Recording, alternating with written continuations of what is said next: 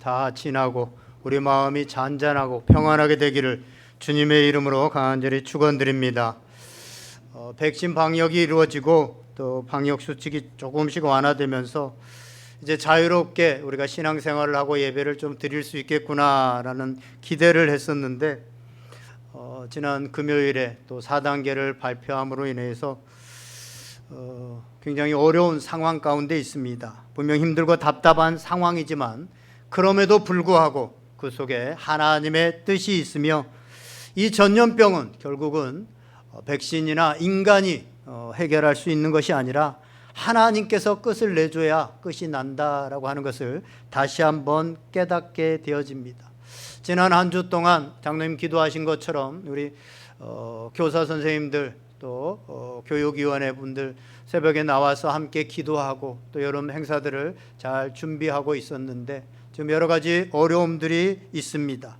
그럼에도 불구하고 그 속에 하나님의 뜻은 분명하게 있을 거라는 생각을 합니다. 여러 가지 혼란스럽고 어려울 때일수록 우리가 좀 단순하게 처음으로 돌아가고 처음 우리의 신앙들을 점검해 보는 그런 시간들이 될 수 있기를 원합니다. 세상에 참 초라하고 불쌍한 사람을 꼽는다면 스펙은 굉장히 많은데 스토리가 없는 사람, 이것저것 밖으로 보이는 스펙은 굉장히 많아서 야, 저 사람 뭐 좀 하겠네 라고 하는데 실제로 내실이 없는 사람, 이런 사람이 참으로 불쌍하고 초라한 사람일 것입니다. 우리 신앙생활에 있어서도 마찬가지입니다. 주님의 이름으로 선지자 노릇하고 주님의 이름으로 귀신도 쫓아내고 교회에서 이것저것 또 했습니다 라고 하는데 정작 주님께서 나는 너를 알지 못한다, 나는 너를 알지 못한다 라고 하면 그것만큼 낭패가 없습니다. 예수님과 동행한 스토리가 없습니다. 경건의 모양은 있었는데 경건의 실제적인 내용은 없는 사람, 경건의 능력이 없는 그런 사람들 말이죠. 이 음식 중에서도요, 시간이 지나면서 부패하는 음식이 있고 시간이 지나면 발효하는 음식이 있습니다. 이 된장이나 간장, 특히 간장 같은 건요, 이 오래되면 오래 묵을수록 맛이 깊어지고 또 좋아지고 비싸집니다. 그런데 대부분의 음식들은 이 여름에 그냥 오래 두면 다 상하고 맙니다. 사람도 마찬가지입니다. 나이가 들수록 노인이 되는 사람이 있고 어른이 되는 사람이 있습니다. 제가 자주 인용하지만 늙어가는 사람이 있고 익어가는 사람이 있습니다. 저물어가는 사람이 있고 곡식 나달처럼 여물어가는 사람이 있습니다. 둘 다 세월이라고 하는 그런 세월의 내용을 먹었지만 그 내용을 먹고 품격이 있어지고 어른이 되어지는 사람이 있고, 세월을 먹었지만 내용이 없는 이런 사람들은 요즘 젊은 사람들이 말하는 꼰대가 되어집니다. 꼰대가 되어갑니다. 신앙에 있어서도 마찬가지입니다. 때가 되어지면 마땅히 선생이 되어야 되고 때가 되어지면 마땅히 아비가 되어야 되는데 그렇지 못하고 어린아이의 모습에 머물러 있고 뭐 이것저것 한다고 설치는데 꼰대의 모습으로 되어져 있는 경우들이 있다고 하는 사실입니다. 요한계시록 3장 1절에서는 사대교회를 향하여서 주님께서 이렇게 말씀합니다. 사대교회의 사자에게 편지하라. 하나님의 7영과 7뼈를 가지신 이가 이르시되 내가 내 행위를 아노니 내가 살았다 하는 이름은 가졌으나 죽은 자로다. 사대교회는 밖으로 볼 때 외형적으로는 호화스럽고 뭔가를 하는 것 같고 살아있는 것 같았습니다. 그러나 하나님께서 보실 때 그들은 죽은 교회다라고 선언하고 있습니다. 어쩌면 한국 교회가 지난 한 20, 30년 동안 이런 모습이었는지 모르겠습니다. 기독인 수가 늘어나고 교회가 마을마다 다 늘어났습니다.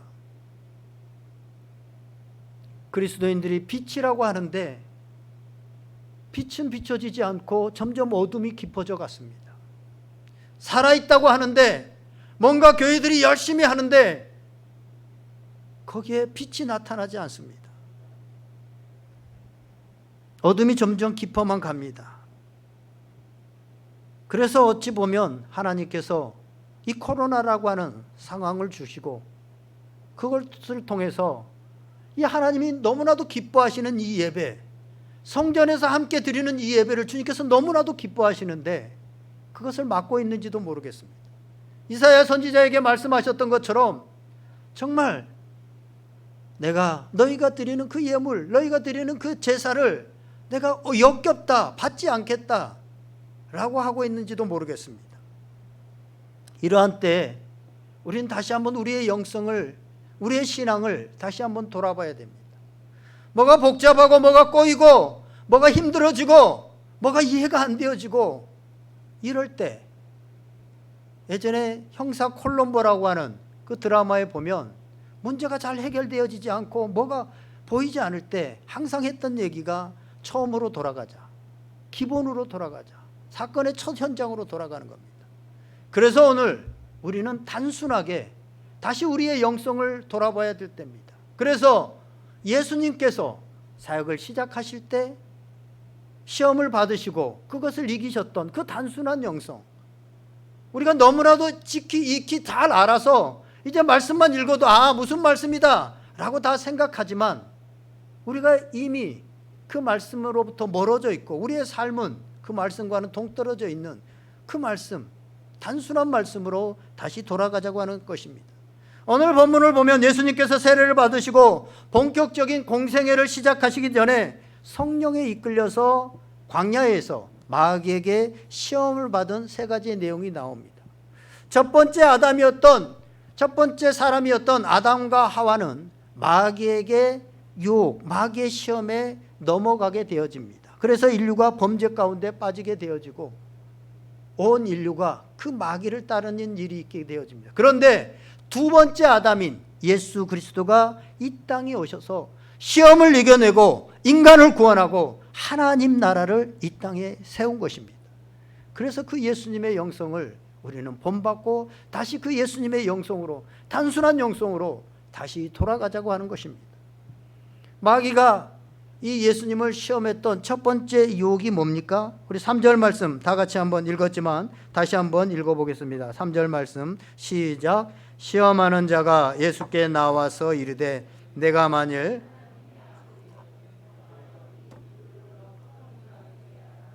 아멘.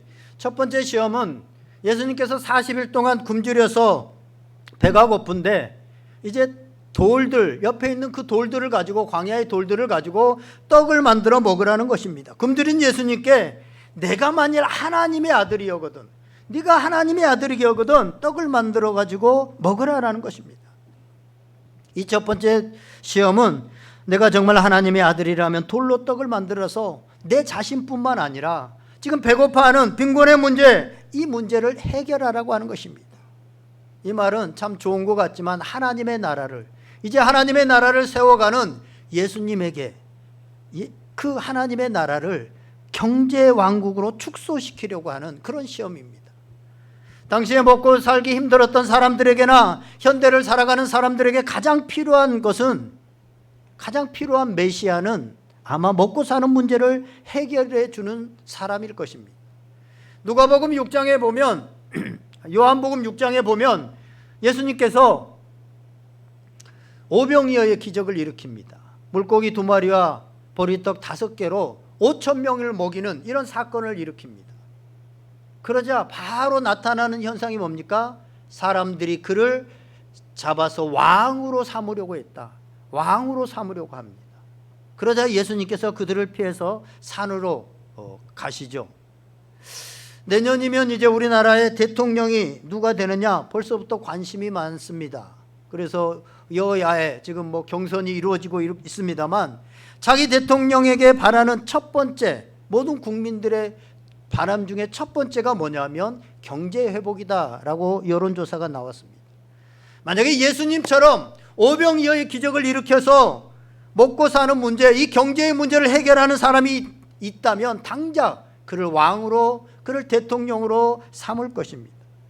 예수님 시대나 지금 시대나 먹고 사는 문제는 인간에게 있어서 가장 중요한 문제입니다. 그러나 하나님의 아들이신 예수님은 경제의 문제를 해결하러 오신 분이 아닙니다. 예수님께서는 하나님의 나라는 잘 먹고 잘 사는 경제 왕국을 만들러 오신 분이 아니라고 하는 사실입니다. 사람이 먹고 사는 문제를 해결하고 경제적으로 좋아진다고 해서 행복해지지 않습니다. 우리나라가 과거보다 훨씬 더 경제적으로 부강한 나라가 되었기 때문에 국민들이 더 행복해졌느냐, 더 정신병이 없느냐, 더 저살률이 줄어들었느냐, 더 가정들의 이 웃음꽃이 피느냐? 그렇지 않습니다. 경제적으로 좋아졌다고 해도 죽음의 문제를 해결할 수 없습니다. 그런데도 불구하고 사람들은, 마귀의 사주를 받은 사람들은 예수님에게 경제적인 문제를 해결해 달라고 합니다. 하지만 예수님께서는 하나님의 말씀을 인용해서 사람이 떡으로만 살 것이 아니요 하나님의 입으로부터 나오는 모든 말씀으로 살 것이다. 아멘. 그렇게 말씀합니다. 지금 배가 고픈데 음식을 구하는 거 당연한 겁니다. 40일 동안 금식했는데, 굶주렸는데 돌멩이로 떡을 만들어 드셨다고 해서 그리 뭐 큰 잘못도 아니고 시험에 패배했다라고 볼 수도 없습니다. 하지만 하나님의 아들이면, 하나님의 아들은 하나님의 말씀으로 살아야 된다라는 것을 말하고 있습니다. 여러분, 사람들이요, 살아가는 기준들이 다 있습니다. 그런데 하나님의 말씀이 없이 이 땅을 살아가게 되어지면 어떤 힘으로, 어떤 기준으로 살아가게 되어지냐면 자신 속에, 자신 저 안에 있는 꿈틀거리는 자신의 욕망으로 살게 되어집니다. 성경적인 표현으로 보면 육신의 정욕과 안목의 정욕과 이생의 자랑을 따라서 그렇게 안 산다고 하지만 결국은 그것을 따라서 판단하고 살아가게 되어집니다. 그러면 우리가 사람을 만날 때도, 사람을 대할 때도 사람과의 관계의 가장 기본은 뭐냐면 사랑입니다. 어떻게 하면 사랑하고 사랑을 받고 그 관계입니다. 그리고 그 사람과의 관계를 통해서 하나님의 영광의 통로가 되게 해야 됩니다. 그런데 하나님의 말씀이 없으면 사람을 대할 때 이 사람을 어떻게 나에게 이익이 되느냐 되지 않느냐, 어떻게 이용해서 돈벌이 수단으로 사용할까, 이렇게만 바라보게 되어집니다. 그러나 하나님의 말씀을 가지고 사는 사람은 사물의 본질을 깨닫게 되어지고 올바른 관계를 맺게 되어지고 바른 삶을 살게 되어진다고 하는 사실입니다. 오늘 그러나 우리 교회 가운데 이러한 모습들이 사라진 이유가 뭡니까? 세상과 똑같이 돈의 기준으로, 경제적인 기준으로 큰 교회, 이런 것들을, 물량주의, 성공주의, 이런 것들이 여전히 동일하게 들어와 있기 때문입니다. 예수님의 영성의 근원은 먹고 사는 경제적인 것이 아니라 하나님의 말씀이었습니다. 그리고 우리가 만일 하나님의 아들이라고 한다면, 예수님처럼 하나님의 아들이라고 한다면 세상의 방식인 모든 기준이 먹고 살고 돈이 되느냐 안 되느냐 이걸로 판단하는 세상 기준이 아니라 하나님의 말씀이 뭐라고 말씀하시느냐, 이 기준으로 돌아가야 된다고 하는 사실입니다. 하나님께서 지금 우리 교회들을 안타까운 심정으로 우리 예배를 받으실 수 없다고 본다면 이 기본이 무너져 버렸기 때문에 내가 안타까워한다 라고 그렇게 바라보고 계실 것입니다. 사랑하는 여러분, 다시 한번 물질이 아닌 말씀으로 사는 영성을 회복하게 되시기를 주님의 이름으로 간절히 축원드립니다. 이제 두 번째 시험은 마귀가 하나님의 또 아들이었거든, 예수님의 이 정체성과 영성의 실체를 걸고 또 예수 그리스도를 거룩한 성 꼭대기로 데리고 가서 성전에서 뛰어내리라고 합니다. 첫 번째 시험을 예수님께서 말씀으로 물리치니까요, 마귀도 성경을 인용해서 시편 92편의 말씀을 인용해서 하나님이 너를 위하여 사자들을 명하시고 그들의 손으로 너를 받아줄 테니까 발이 돌에 부딪히지 않게 해주겠다, 그 말씀이 이루어질 것이다, 그러니 뛰어내려라 라고 말합니다. 이 마귀나요, 이단들도 말씀을 인용합니다. 제가 이단 그걸 가르치면서 보니까 이 이단들도요, 말씀을 교묘하게 해가지고 다 그걸로 사람을 유혹하고 현혹하고 그렇게 하더라고요. 이 마귀의 두 번째 시험, 어찌 보면요 아무 의미 없는 종교적 어떤 기적, 이것을 나타내는 시험입니다. 마치 무당들이 작두를 타는 거, 그 작두를 타면 뭐합니까? 하나님의 나라를 종교적인 기적의 서커스로 만들려고 하는 그런 유혹입니다.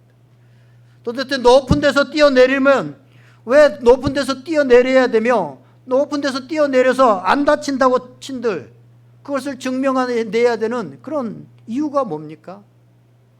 젊은 사람들은 모르겠지만 1980년대 대부분 제 나이 위에 분들이 많이 있습니다. 80년대 그 유리겔라라고 하는, 기억에 지금 고개를 끄덕거리시는 분들이 몇 분 계시는데, 한국에 와가지고 유대인인데요, 숟가락을 들고 이게 휘어져라 휘어져라 하면서, 휘어져라 하면 이게 탁 휘어지는, 아마 몇 분 집에서 숟가락 몇 개 휘셨죠? 지금 웃으신 분들은 다 휘신 거예요. 그 사람들이 놀랍다, 이야 초능력자다 막 그랬어요. 근데 생각해 보세요. 조금만 더 생각해 보세요. 이래가지고 숟가락 그거 휘면 뭐 하는 겁니까? 그냥 숟가락 휘면 되잖아요, 안 휘어지면. 밥 먹을 숟가락을 왜 휘는 거냐고요. 그리고 어떤 마법사들은요, 냄비를 갖고 막 이렇게 얼굴에다 붙여가지고 안 떨어진다고 막. 그걸 왜 하는 거예요? 오늘 예수님이 거기서 뛰어내리면 뭐 하는 겁니까? 물론요, 성전에서 떨어져도 하나님께서 지켜주실 때가 있습니다. 제가 그랬잖아요. 제가 5년 전에 성전 꼭대기에서 떨어졌는데, 그것도 머리로 떨어졌는데 하나님께서 지켜주셔서 지금 이렇게 멀쩡하게 잘 살고 있잖아요. 근데 오늘 본문에 마귀가 예수님께 하나님께서 지켜주실 테니까 성전 꼭대기에서 뛰어내리라 라고 하는 것은 하나님을 시험하는 겁니다. 마가복음 16장 17절 18절에 보면 이런 말씀을 합니다. 방언을 말하며 뱀을 집어 올리며 무슨 독을 마실지라도 해를 받지 아니하며 병든 자에게 손을 얹은 등 나으리라. 이런 말씀이 있으니까 독사굴에 손을 놓고 물리나 안 물리나 보자. 독을 마시고 죽나 안 죽나 보자. 이건요, 말씀을 시험하는 거고 하나님을 시험하는 것에 불과합니다. 그래서 안 죽은들, 그래서 안 물린들, 그게 무슨 의미가 있습니까? 생각해 보세요. 예수님께서 지금 성전 꼭대기에 올라가서 뛰어내렸는데 하나님께서 지켜주지 않아서 다쳤다. 그러면 하나님을 원망하게 될 것이고 하나님과의 관계가 깨어질 것입니다. 다행히 하나님께서 지켜주셔서 다치지 않았다. 그러면 지켜본 사람들이 와, 대단한 사람이다. 와, 그 마법사들처럼 말이죠. 그러면서 신격화시킵니다. 우상화시킵니다. 실제로 하나님의 능력을 이용해서요, 자기가 높아지려고 하는 일들이 많이 있었습니다. 실제로 교회 안에도, 한국 교회 안에도 이런 일들이 있었습니다. 하나님께서 이건 너무나도 마음 아파하는 일이었어요. 이단들을 보면요, 초창기에 하나님의 능력이 그에게 부어졌었어요. 그런데 결국은 대부분이요, 그 능력이 부어지면 하나님께 영광을 돌리는 것이 아니라 결국 자기 것으로 만들어 가지고 자기가 신격화되어지고 자기가 영광을 받게 되어지고 자기가 교주가 되어지는 이런 일들이 있게 되어지는 걸 보게 되어집니다. 하나님의 아들은 하나님을 믿음으로 사는 사람들입니다. 하나님의 아들은 믿음으로 불가능에 도전하고 산을 옮기는 사람들입니다. 그러나 하나님의 아들은 하나님을 시험하지 않습니다. 하나님은 시험의 대상이 아니시며 하나님은 오직 믿음과 순종의 대상이라고 하는 사실입니다. 하나님을 시험한다는 것은 결국은 하나님을 믿지 않는 것입니다. 하나님을 시험하는 것은요, 인간 편에서 자기가 해야 될 것을 하지 않고 불순종하면서 하나님께서 역사하심을 바라는 겁니다. 그런 예가요, 보통 이렇게 사업을 하시는 사람 중에 이런 분들이 있습니다. 하나님과 어떤 교제하고 예배하고 하나님께 11조를 드리고 이런 것들을 다 등한시하면서 하나님께 기도하기를, 내가 이 사업에 대박 나기만 하면, 이 사업을 성공시켜 주시기만 하면 내가 헌금도 많이 하고 교회 충성도 하고 교회를 하나 짓겠습니다. 이런 분들이 있습니다. 저는 그분들은 하나님을 시험하고 있다는 생각을 하게 됩니다. 보세요. 만약 그 기도대로 대박 나지 않으면 그는요, 하나님이 나를 축복하지 않는다, 내 기도를 드리지 않는다, 시험 들고 하나님을 원망하게 되어집니다. 근데 이런 사람들 중에 성공했다고 하더라도 결코 하나님께 영광 돌릴 가능성은 희박합니다. 결국 자기가 잘해서, 자기가 잘나서 이만큼 성공했다라고 그렇게 되어질 가능성이 높습니다. 사랑하는 여러분, 시험하는 자가 아닌 믿음으로 살아가는, 그런 영성으로 살아가는, 다시 그 영성으로 돌아가는 복된 성도들 다 될 수 있기를 주님의 이름으로 축원드립니다. 마지막 세 번째, 이번에는 마귀가 예수님을 데리고 높은 산으로 올라가서 천하만국을 다 보여주면서 자신에게 절하면 세상의 권세와 영광을 주겠다라고 말합니다. 요한복음 8장 44절을 보면요, 이런 말씀이 있습니다. 너희는 너희 아비 마귀에게서 났으니 너희 아비의 욕심대로 너희도 행하고자 하느니라. 그는 처음부터 살인한 자요, 진리가 그 속에 없으므로 진리에 서지 못하고 거짓말할 때마다 제 것으로 말하나니 이는 그가 거짓말쟁이요 거짓의 아비가 되었음이라. 아멘. 마귀는 거짓말쟁이요 거짓의 아비라고 하는 것입니다. 마귀는 선악과를 먹으면 눈이 밝아져서 하나님과 같이 된다, 너희가 선악과를 먹어도 절대 죽지 않는다 라는 거짓말과 하나님의 말씀에 정면으로 도전하는 그런 말을 합니다. 이게 마귀가 하는 일입니다. 마치 세상이 자기 것인 양 그렇게 여기고 그렇게 말을 합니다. 오늘 본문을 보아도 세상의 권세와 영광이 마치 자기 것인 양 자신에게 절하면 다 주겠다라고 말합니다. 자신에게 절한다는 게 뭐예요? 경배의 대상을 하나님으로부터 자신에게로 바꾸라는 요구입니다. 요한복음 8장에는 우리 사람이 이 마귀에서 났다라고 말합니다. 그래서 세상은요, 마귀가 하는 대로 따라갑니다. 거짓말을 하고 술수를 쓰고 속이고 이러면서 이루어가는 게 세상입니다. 그런데 안타까운 것은 예수님을 믿고 이제 새로운 피조물 된 우리 그리스도인들조차도 세상의 성공과 세상의 권세와 명예를 갖고 싶어서 마귀에게 절하고 있고 자신도 모르게 마귀의 방법을 따라가더라고 하는 사실입니다. 이러한 방법을 예수님에게까지 말하고 있습니다. 그러자 예수님께서 단호하게 뭐라고 말합니까? 우리 10절 말씀 다시 한번 읽어보겠습니다. 10절 시작. 이에 예수께서 말씀하시되 사탄아 물러가라, 기록되었으되 주 너희 하나님 경배하고 다만 그를 섬기라 하셨느니라. 아멘. 사탄아 물러가라. 예수님은 단호하게 마귀를 물리칩니다. 그랬더니 마귀가 떠나갔다라고 말하고 있습니다. 여러분, 마귀는요 대적해야 됩니다. 마귀가 교묘하게 거짓말로 너 이렇게 하면 성공하고, 너 권세를 얻고 싶어, 너 명예를 얻고 싶어, 그러면 이렇게 해야 돼, 내 말을 들어야 돼, 나한테 절해야 돼 라고 경배합니다. 그렇게 유혹합니다. 우리는 마귀가 갖다주는 이러한 생각을 강하게 대처해야 되고 강하게 대적해야 됩니다. 베드로전서 5장 8절에서 9절 상반절에 보면 이렇게 말씀합니다. 근신하라 깨어라, 너희 대적 마귀가 우는 사자같이 두루다니며 삼킬 자를 찾나니 너희는 믿음을 굳건하게 하여 그를 대적하라. 아멘. 마귀를 대적하라라고. 마귀의 방법 대적해야 됩니다. 여러분, 우리가 쉽게 하는 거짓말 조심해야 됩니다. 요한계시록을 보면 분명히 거짓말하는 자들은 둘째 사망에 이른다라고 말하고 있습니다. 그런데 그동안 우리 그리스도인들이, 우리 교회들이 얼마나 거짓말들을 많이 하고 있었습니까?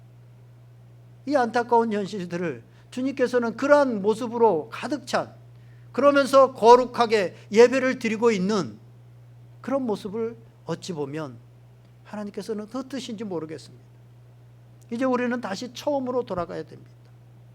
마귀의 방법을 따르지 않고 마귀를 경배하는 마귀의 속임수에 넘어가서 그 방법을 따르고 있는 우리 자신을 다시 한번 살펴보고 하나님을 경배하고 하나님의 방법을 따르는 자들로 돌아서야 된다고 하는 사실입니다.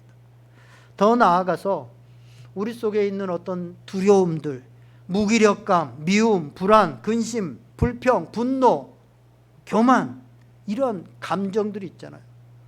이런 감정들은 다 마귀가 우리의 영성을 죽이려고, 우리의 믿음을 죽이려고 갖다 주는 겁니다. 여러분, 회개와 죄책감은 다릅니다. 회개는 하나님의 말씀을 듣고 우리가 정말 눈물로 회개하고 돌아서서 이제 거룩하게 살아가는 게 회개입니다. 베드로가 예수님을 부인했지만 회개하고 돌아서서 하나님께 크게 쓰임받았습니다. 그런데 죄책감은 마귀가 갖다 주는 겁니다. 어떤 죄를 우리가 범하고 잘못했을 때 계속해서 너는 몹쓸 놈이야, 넌 그렇게밖에 안 돼, 넌 그 정도밖에 안 돼, 계속 우리에게 죄책감을 갖다 주는 건 마귀가 갖다 주는 겁니다. 그 죄책감을 받게 되어지면 가룟 유다처럼 스스로 생명을 포기하고 맙니다. 사실 우리나라에도 좀 잘 바르게 살려고 했던 사람들 가운데 이 죄책감, 마귀가 갖다 주는 것 때문에 인생을 끝내는 경우들이 많이 있습니다. 그래서 우리는 잘 분별해야 됩니다.